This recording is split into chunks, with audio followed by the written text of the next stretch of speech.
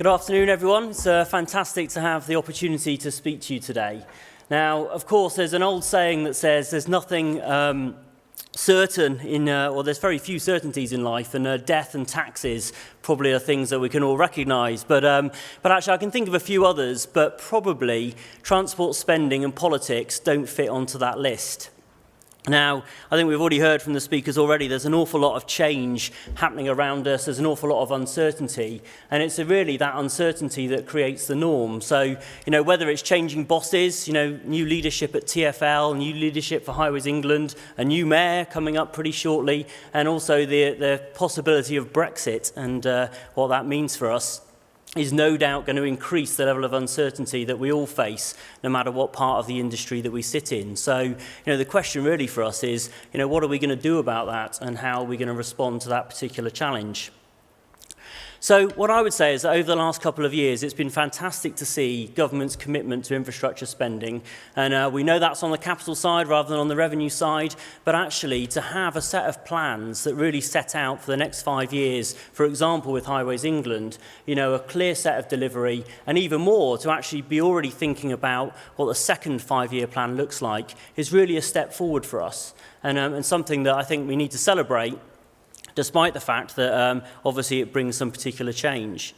It was also good to hear Jim this morning on the interview that he did, talking about some very clear messages about safety and delivery, but also beginning to recognise that actually transparency is key to keeping the supply chain on board, being honest with us actually about how spend will manifest itself and about how that will roll out is just so key to allowing us to really drive continued investment in the sector. But it was also interesting to hear, and I think a number of speakers have picked up on this today, is also about actually the real changing dynamic about customer service and meeting customer service expectations rather than just being focused on customer need. That's a pretty profound issue for us, isn't it? Beginning to think about, meeting expectations and how we do that, particularly against some of the constraints that we have on spending. But let's face it, even though we've had all this really positive news about that capital expenditure and those long-term plans, it hasn't been easy over the last couple of years. It certainly sounds great, but actually our order books and our certainty over things in the pipeline probably hasn't been as clear as it should be. And I think that whilst industry has really rallied around skills and trying to really get a front foot on the skills agenda and driving that forward, I don't think yet that we've started to see a reward or return on the investment that we've started to make. So just thinking about some of the political things and just sort of going back to that, we are seeing some really great things on the horizon. The bold moves around tackling the north-south divide through the Northern Powerhouse. Although, of course, there are still many unknowns with this, and it's no doubt designed, though, to make sure that we have focus and direction for local government, for businesses and communities, and really trying to get us to rally around some of those particular agendas. The creation of Transport for the North, I think, is a really bold move and clearly a very welcome step, and we've got to support them as an industry as their plans emerge and thought processes develop around that. Now, keeping the big picture in mind, measures such as devolution, the Northern Powerhouse, the National Infrastructure Commission really are about trying to rebuild our long-term confidence in the sector, but success will of course be judged by us in the room on actually how we start to see the money flow from paper and rhetoric into schemes on the ground. There was a study published just last week actually by the Joseph Rowntree Foundation that revealed that 10 of the 12 most struggling towns and cities in the UK are from the north, whether it's Wigan, Bolton, Rochdale, Bradford, Hull or Middlesbrough. It's fair to say that things aren't going to change overnight, and we'll have to have some patience and some real support in order to make a real difference. And I think we can see that actually, just from some of the headlines that are out there, it does show that there's an awful lot of interest in this and that the stakes are high in terms of the scrutiny that will be placed upon us as an industry about how we drive success in this. So we know that infrastructure, and specifically connectivity between cities and satellite towns, is the foundation on which the Northern Powerhouse is built, but also on all of the other different areas that we're thinking about. And the guys who spoke last Mike talked about some of the exciting opportunities that are in there and some of the real bold plans, a Trans-Pennine Tunnel, a Trans-Pennine Rail Link. These are huge infrastructure projects which I think really sought to set out the ambition that we're trying to drive within the sector. But it's not just about the north. Clearly, Midlands Connect was mentioned a minute ago as well, and also I've heard the Western Powerhouse has recently launched its plans. I don't know if there's anyone in the room from the Western Powerhouse, but I was a little bit disappointed with that name. I thought it was a bit copycat, and being from the West Country myself, I would have much preferred it to have been the Western Rocket or something like that was really going to drive things forward for us. But actually, it's great to see these bodies forming and starting to influence what's actually happening. So, of course, though, all of that remains reliant on robust strategic transport investment to facilitate growth throughout these regions. And I guess it's not enough to be just rationally optimistic about that. We need certainty, we need continued engagement, and we need the transparency that Jim talked about this morning. The National Infrastructure Commission, I think, is, again, obviously a very welcome move, and actually it's there to help. I think it's fantastic that, we're now in a position where, I guess in the past we've been beset by political cycle affecting decisions on national infrastructure, and it's great to see that, that we're now coming together with a long-term vision for that within the country. I'm really interested to see, the first report that comes out in March, and obviously how the Chancellor references that in his budget later on. So, there's no doubt in my mind that transport devolution definitely paves the way for a more successful Britain. City deals continue to expand, and everyone is definitely waking up to the huge range of possibilities and opportunities that shifts of power can bring to regions and sectors such as ours.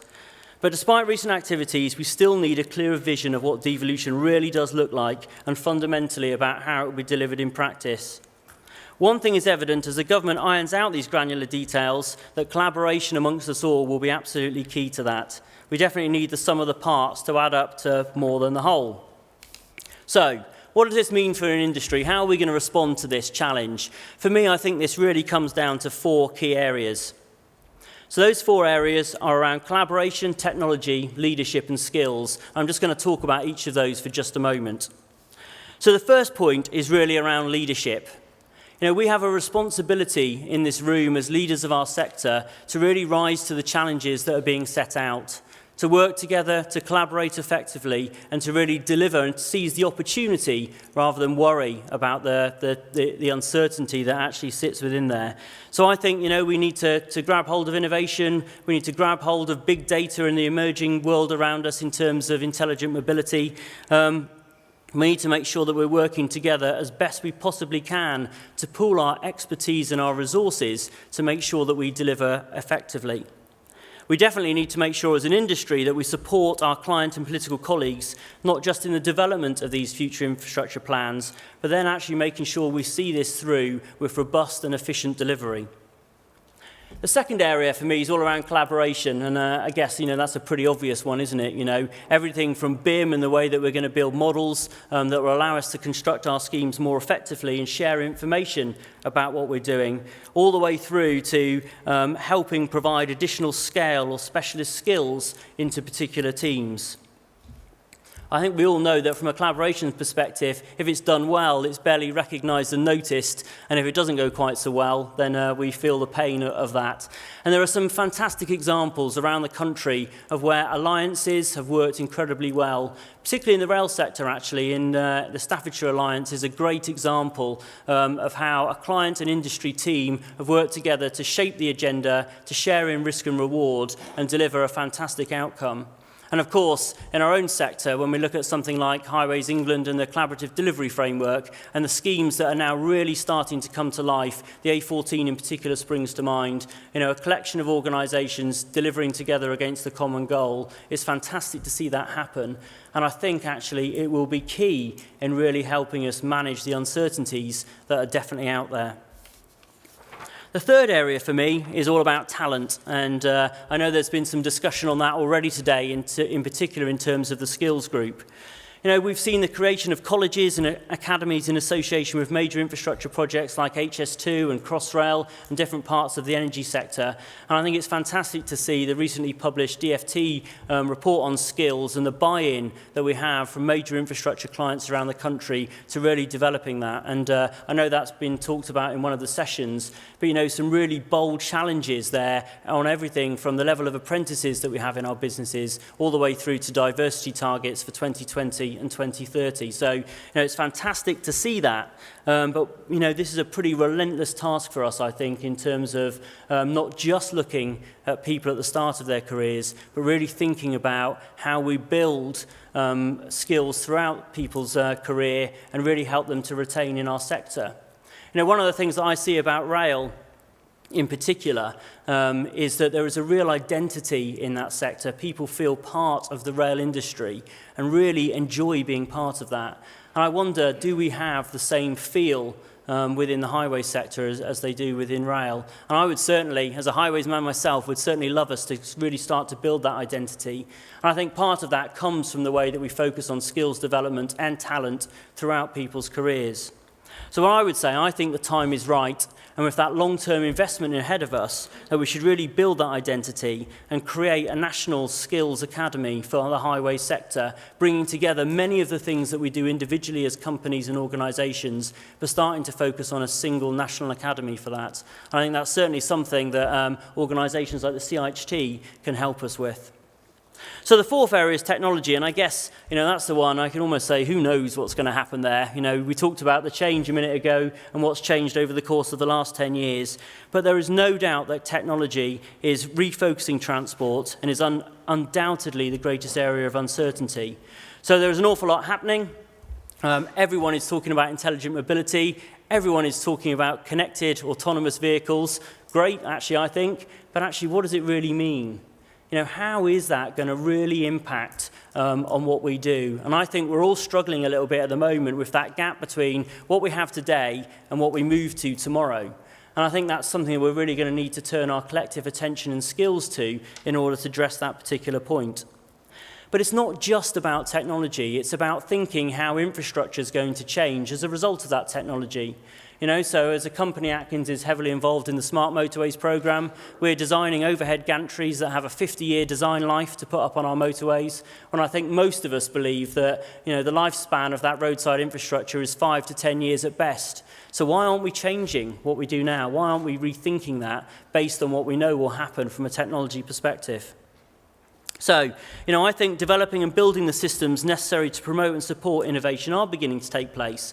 It was great to hear a couple of weeks ago, a month ago, that the Department for Business, Innovation and Skills announced a further 20 million in funding to develop the next generation of autonomous vehicles. And these new R&D projects are set to create enhanced connections between vehicles and roadside infrastructure. So, exactly what we need to hear. I really do think, though, this is a part of uncertainty that we can be really ambitious in. Things like the Transport Systems Catapult, things like the Transport Strategy Forum, all of that is a fantastic start. But actually, I think what we're missing is really having a central national strategy about how technology will change the way that we operate our road networks. In rail, they have a 25-year plan called Digital Railway. Why wouldn't we have a plan for digital highways that actually really sets that vision and actually helps us convert what we all know a little bit about today into a comprehensive strategy and vision for the future that can really help people get behind? So, I'll just finish by saying two things. I think the creation of a National Skills Academy, the development of a national strategy around digital highways, for me, are two areas where we can collectively come together and begin to stop thinking about uncertainty and starting to really plan for a future.